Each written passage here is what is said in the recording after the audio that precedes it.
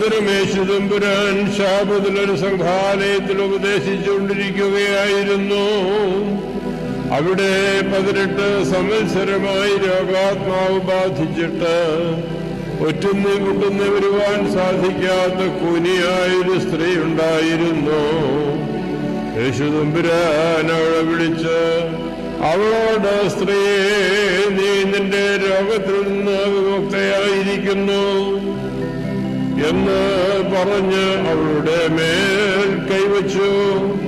ഉടനെ അവൾ വരികയും ദൈവത്തെ സ്തുതിക്കുകയും ചെയ്തു. എന്നാൽ യേശു തമ്പുരാൻ ശാപത്തിൽ സൗഖ്യമാക്കിയതുകൊണ്ട് സംഘാലെ പ്രമാണി കോപിച്ച് പുരുഷാരത്തോടായി ഇങ്ങനെ പറഞ്ഞു, വേല ചെയ്യുന്നതിന് 6 ദിവസമുണ്ട്, ആ ദിവസങ്ങളിൽ ഒന്ന് സുഖം പ്രാപിപ്പിൻ, ശാപത്തിൽ പാടില്ല. യേശു തമ്പുരാൻ അവനോട് പ്രകാരം മറുപടി പറഞ്ഞു, അവിടെ ഭക്ത, നിങ്ങളിൽ ഓരോരുവരും ശാപത്തിൽ തന്റെ കാളയെയോ തന്റെ കഴുതയെയോ തൊഴുത്തിൽ നിന്ന് അഴിച്ചുകൊണ്ടുപോയി കുടിപ്പിക്കുന്നില്ലയോ?